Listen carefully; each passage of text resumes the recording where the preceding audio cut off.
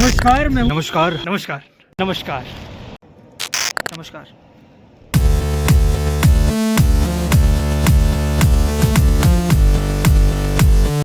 नमस्कार, मैं हूं अनुभव आनंद और मैं आप सबों का हार्दिक अभिनंदन करता हूं अपने इस नए ब्लॉग में। आशा ही नहीं बल्कि पूरी उम्मीद करता हूं कि आप कुशल मंगल होंगे। और आज की जो ये वीडियो है वो बहुत ही खास होने वाली है। खास हो भी क्यों ना, क्योंकि ये वीडियो मेरे YouTube जर्नी का सबसे पहला ब्लॉग होगा। और पहला वीडियो होने के साथ साथ इसके खास होने की एक और वजह है। मेरा पहला ब्लॉग अमरनाथ यात्रा पे बेस्ड होगा। फिलहाल मैं जम्मू कश्मीर के गांदरबल ज़िले में हूँ और जिस जगह से मैं क्रॉस कर रहा हूँ उस जगह का नाम कंगन है।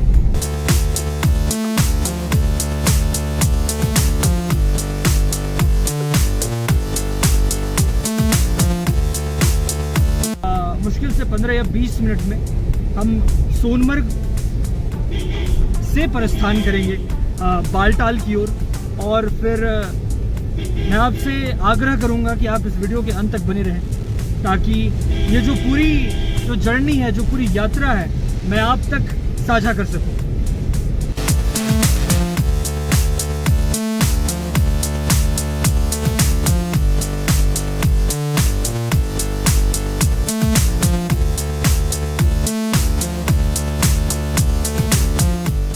आप सबों को श्रावण मास की हार्दिक शुभकामनाएं। आज श्रावण मास का दूसरा दिन है और कितने सौभाग्य की बात है मेरे लिए कि आज श्रावण के दूसरे दिन में मैं अमरनाथ की यात्रा कर रहा हूं। मेरे साथ मेरे एक भाई हैं जो बालटाल में, आप क्या करते हो? घोड़ा चला रहे हैं। और आप क्या कहना चाहोगे इस वीडियो के माध्यम से लोगों को? जबरदस्त। अब यात्रियों की वजह से हाँ, बहुत फायदा है, बहुत फायदा। टूरिस्ट जो आते हैं, यात्री जो आते हैं, हम इनकी वजह से हमारे कश्मीर को पूरा फायदा है और हम खुश होते हैं। आप लोग आते हैं, हम खुश होते हैं। ये जो यात्रा है ये कश्मीर में एक सीजन की तरह होती है। तो ये जो है यहाँ के लोकल्स हैं, ये बहुत खुश होते हैं यहाँ इस यात्रा से होते हैं। और ये रियलिटी है कि अभी फिलहाल कश्मीर में मैं आपको बता दूं कौन सा ऐसा राज्य होगा जहाँ के लोग यहाँ उपस्थित नहीं हैं। और विष्णु महापुराण के द्वारा अगर हम चले तो उसमें भारत की जो परिभाषा है वो बहुत अच्छे तरीके से दी गई है कि उत्तरश्रियत समुद्रश्रिय दक्षिण सृचाय हिमाद्रे वर्षम तद भारतम नाम भारती यत्र संतति, which means that the country that lies north of the ocean and south of the snowy mountain is called Bharat, and the saint and the citizen who resides in the country is called Bharati, that is Bharatiya.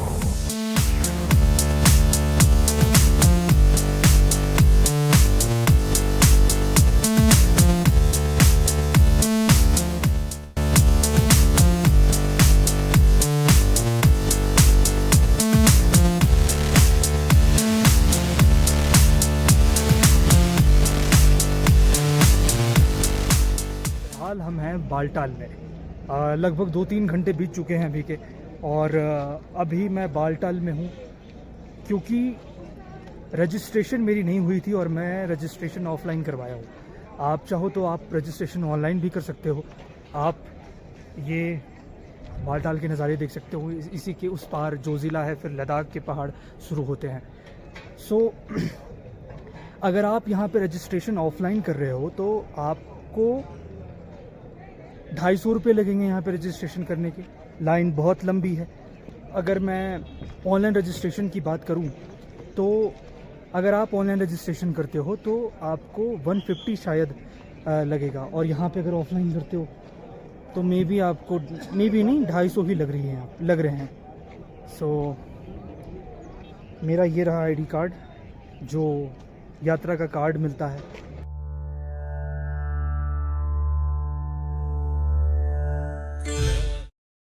Baltal में जो नज़ारे आप दिन में देख रहे थे वो रात में कुछ ऐसा दिखता है। यात्री अभी भी आ रहे हैं, गाड़ियाँ अभी भी आ रही है और सुबह के 3 बजे रजिस्ट्रेशन फिर से शुरू हो जाती है।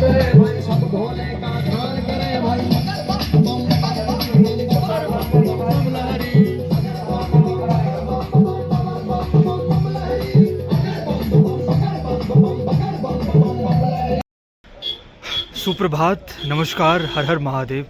अभी सुबह के 5-7 हो रहे हैं और हमारी तो जो योजना थी वो 3 बजे सुबह ही निकलने की थी, पर पूरा आसमान भगवान सूर्यदेव के आने का कोलाहल कर रहा है, पक्षियाँ कोलाहल कर रही है, सारे पर्वत इंतज़ार कर रहे हैं और ये संकेत है कि सवेरा हो चुका है, सवेरा हो चुका है और मेरी यात्रा भी यहीं से आरंभ होती है। क्योंकि हमारी जो योजना थी वो सुबह 3 बजे ही निकलने की थी, पर इट्स ऑल गॉड प्लान यार। पर पता नहीं 5 बज गया, फ्रेश होते होते टाइम हो गया, बहुत सारी चीज़ें थी। पर हाँ, ब्रेकफास्ट में हमने चाय पी ली है, वो यहीं हिसार जो भंडारा था, हरियाणा के हिसार के जो हमारे भाई हैं उनके द्वारा ही ये जो आयोजित किया जाता है। हमने चाय पी ली है, बिस्किट खा लिया है और लेट्स सी, मैं आपको अपडेट करता रहूँगा बशर्ते मेरा फ़ोन चार्ज रहे, ताकि मैं इस वीडियो को कैप्चर कर सकूँ। चूँकि मेरी आदत नहीं है मोमेंट को रिकॉर्ड कर सकूँ, पर फिर भी मेरी लगातार कोशिश बनी हुई है। नागेन्द्रहाराय त्रिलोचनाय भस्मांगरागाय महेश्वराय नित्याय शुद्धाय दिगंबराय तस्मै नकाराय नमः शिवाय। हमारी यात्रा कंटिन्यू है और जो बालटाल की मार्ग है वो पहलगाम से बहुत दुर्गम है। जो बालटाल का मार्ग है उसकी चढ़ाई एकदम सीधी है, पर दुर्गम काज जगत के जेते, सुगम अनुग्रह तुम्हें देते, राम द्वारे तुम रखवारे, होत न आज्ञा बिनु बसारे। श्री शिवाय।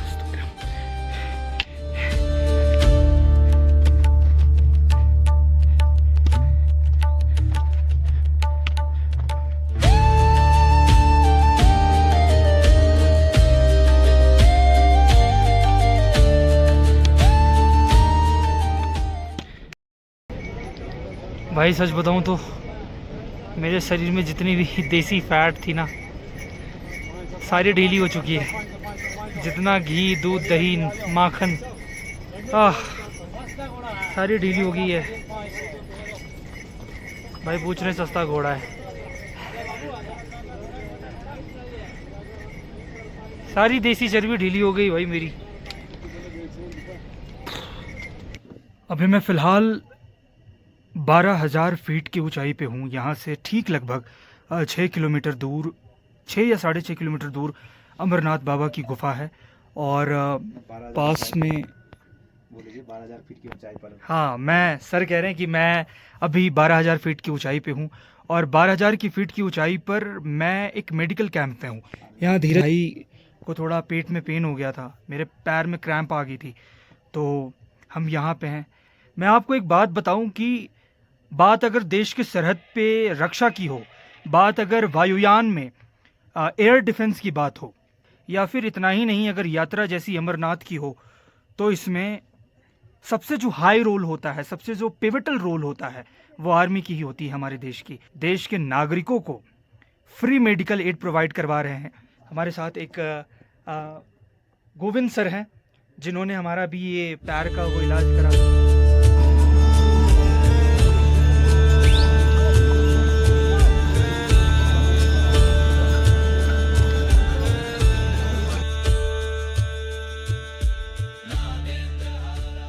मैं अभी फ़िलहाल 14,000 फीट की ऊंचाई पर हूं और मेरे पीछे बाबा अमरनाथ की गुफा जो पूरे तरीके से विजिबल है। बीच की व्लॉग जो है मैं रिकॉर्ड करना भूल गया था क्योंकि थकान बहुत ज़्यादा हो गई थी। और यहाँ पे शाम 5 बजे के बाद एंट्री बंद हो जाती है और एग्ज़िट भी बंद हो जाती है, तो निर्देशानुसार आप यहाँ से 5 बजे शाम के पहले गुफा को लीव कर दें। गुफा ही नहीं, ये पूरी जो अमरनाथ की जो प्रेमिसेस है इसको लीव कर दें।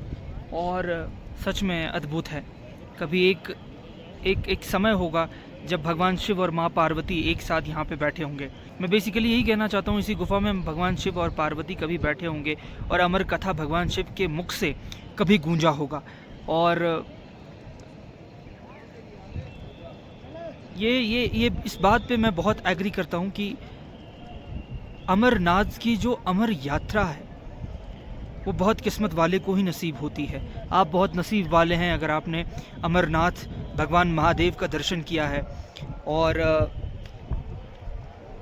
यहाँ मैंने बहुत लोगों को देखा है कि जब वो दर्शन करने आते हैं तो वो पूछते हैं कि भगवान शिव जो हैं, महादेव जो हैं, वो अंतर ध्यान तो नहीं हो गए, जो शिवलिंग है भगवान की वो अंतर ध्यान तो नहीं होगी। मेरा मानना है कि आप भगवान की शिवलिंग को देख के उनके प्रेजेंस को अनुभव नहीं कर सकते। इस गुफा में प्रवेश मात्र से ही आप उनकी उपस्थिति का संपूर्ण अनुभव प्राप्त कर सकते हो। मेरे भाई कैमरा में देख रहे थे, हाय। तो बड़ा ही अलौकिक अनुभव रहा आज का। और मैं कितना भी बोलूँ, मैं वीडियोस को अगर आधे घंटे का भी कर दूँ सिर्फ अपने आज के अनुभव के बारे में बताने के लिए, तो शायद मेरे पास शब्द कम पड़ जाएं। और शाम हो जाए, शाम ढल भी रही है, शायद रात हो जाए। आप भी ज़रूर आए अमरनाथ की समर यात्रा पे। और मार्ग बीच में कभी लगता है दुर्गम है बहुत, लेकिन महादेव ताकत दे देते हैं हमें कि हमें क्या करना है, कैसे आना है, कैसे कैसे प्रबंध होगा। हाँ, परीक्षाएं बहुत लेते हैं, परीक्षाएं तो होती है, तो ये हठ योग है। मैं कभी कभी ये सोचता हूँ कि महादेव के दर्शन के लिए इतना परिश्रम करना पड़ता है, तो वो परमानंद से मिलने में कैसा कितना परिश्रम करना पड़ता होगा, वो वैकुंठ में स्थान पाने के लिए कितना परिश्रम करना पड़ता होगा। मैं फिर से कहूँगा, मैं अगर बार बार भी कहता रहूँ आज के अनुभव के बारे में, तो मेरे पास मैं शब्दहीन रहूँगा, मैं निशब्द रहूँगा। और काफ़ी भावुक कर देने वाला मोमेंट था मेरे लिए। आई डोंट नो यार, ये वो होती है, you know, like it's not आडंबर whatever is coming outside from me. ये आडंबर नहीं होता, it's like it's an emotion. ये उस जगह पे होना जहाँ पे आपके आराध्य कभी रहे होगे, इस सृष्टि के रचयिता कभी रहे होगे, ये बहुत बड़ी उपलब्धि है और बहुत अच्छा फील होता है। हम तो यार पापी हैं, हम जैसे पापी को यहाँ बुला लिया। बहुत सारे निष्पाप लोग हैं जिनको मौका भी नहीं मिला। तो अब कछुनाथ ना चाहिए मोए, मैं लास्ट में यही कहूँगा। नमस्कार दोस्तों, सुप्रभात। कल दर्शन के बाद मैं वीडियो रिकॉर्ड करना भूल गया था, भूला नहीं था, कुछ ऐसी बाधाएं आ गई थी जिसके कारण मैं रिकॉर्ड नहीं कर सका था। मेरी तबीयत बहुत ज़्यादा ख़राब हो चुकी थी क्योंकि गुफा के बाहर जो नदी बहती है उसमें मैं स्नान कर लिया था और टेम्परेचर उस वक्त माइनस में थी और मेरी ऑक्सीजन लेवल बहुत कम हो गई थी। मेरा जो फीवर है, जो बॉडी टेम्परेचर है, वो बहुत लो हो गया था, like it was 94। Oxygen level भी 75 तक पहुंच गया था, जो मिनिमम मतलब एक हेल्दी पर्सन के बॉडी में 97 96 होनी चाहिए और पहाड़ों में 92 और 91 होनी चाहिए। हार्ट बीट बहुत तेज़ हो गए थे मेरे। तो थैंक्स टू यार इंडियन आर्मी, जिनकी यहाँ पे मेडिकल की जो कैंप लगी होती है, उन्होंने मेरा बहुत सहयोग किया। पानी सलाइन हुई, ऑक्सीजन लगा, बहुत कुछ। और मुझे यहाँ शरण भी मिल गया रहने के लिए, बाबा की कृपा थी। और मेरे पास ये धीरज भाई खड़ा है। अगर ये नहीं होते तो मैं चढ़ाई का, जो काली माता के पास जो चढ़ाई करते हैं, और क्या नाम है इस जगह का, बरारी तक आने की मेरे में क्षमता ही नहीं थी। तो भाई ने मुझे खींच के लाया है वगैरह वगैरह। तो मार्ग बहुत दुर्गम था, लेकिन महादेव ने सुगम बना दिया। अब यहाँ से ठीक मुझे 9 किलोमीटर नीचे जाना है बालटाल की ओर, और सवेरा हो चुका है और मैं अभी ब्रेकफास्ट के लिए जा रहा हूँ। बाहर ही भंडारे हो रहे हैं, तो आई विल गो देयर। तो ठीक है, बाहर बहुत तेज़ बारिश भी हो रही है। मैं आपको एक बार अपना कैंप टूर दे दूँ। ये एक्चुअली में मेरी टेंट है ऐसी कुछ, जिसका अंदर का व्यू ऐसा है। ये हमारा स्लीपिंग बैग है, ये हमारा मैट्रेस है जहाँ पे हम सोए थे, और ये हमारे धीरज भाई हैं जिनके कारण ही मैं बरारी तक पहुँच पाया हूँ। और पता नहीं यार, ये मेरे भाई जैसे हैं, इन्होंने मेरा बहुत सहयोग किया पूरी यात्रा में। थोड़ा अपने कैंप के बाहर का सीन दिखा दो।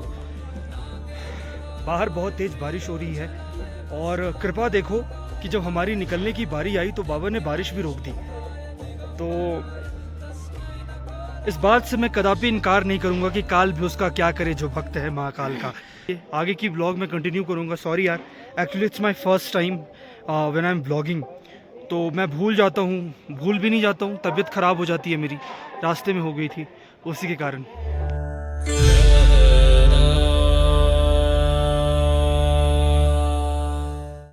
बम बम भोले, हमारी ब्रेकफास्ट हो चुकी है। हमने अपना मैट्रेस और जो हमारा स्लीपिंग बैग था हमने वो भी वापस कर दिया है, और पीछे के नज़ारे आप देख सकते हो।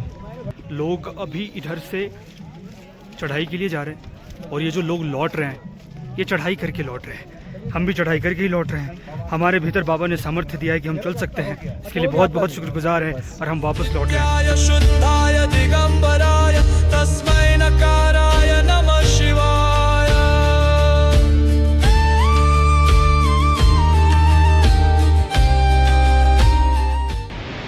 नीचे नदियां इस प्रकार से कोलाहल कर रही है जिनकी आवाज़ें इन पहाड़ों के बीच गूंज रही है, और ये जो बादल हैं भगवान शिव के पास जाते हुए सभी भक्त यात्रियों के लिए शंखनाद कर रहे हैं।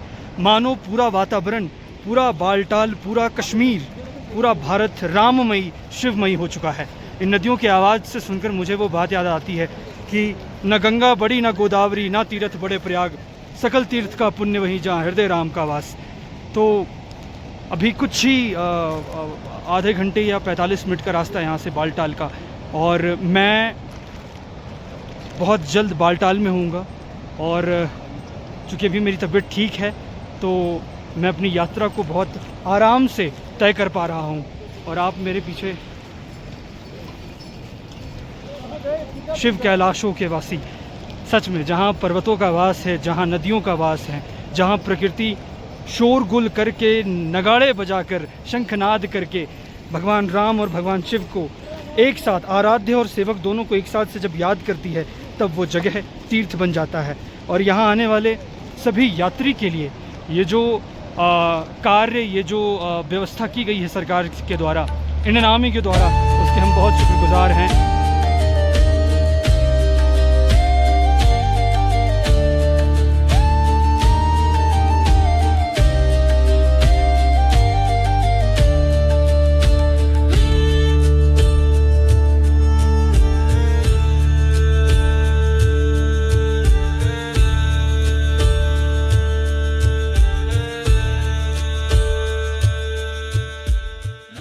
जिस गाड़ी से मैं आया हूँ, मैं गाड़ी चेंज करके आया हूँ।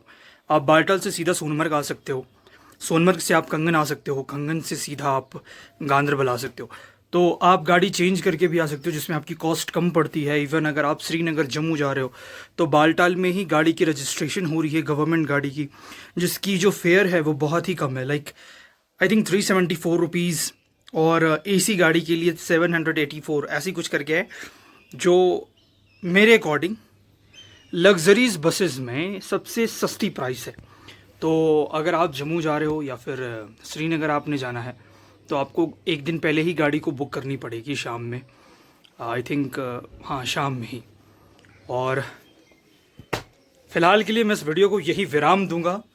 यात्राएं समाप्त नहीं हुई है, यात्राएं बहुत लंबी है, और मैं ये नहीं कहूँगा कि मेरा यात्रा यहीं पे समाप्त होता है, लेकिन हाँ इस वीडियो को विराम देने का वक्त आ चुका है। मैं आप सबों से विदा चाहूँगा। आप प्लीज़ अपना बहुत ख्याल रखें। नमस्कार, जय हिंद।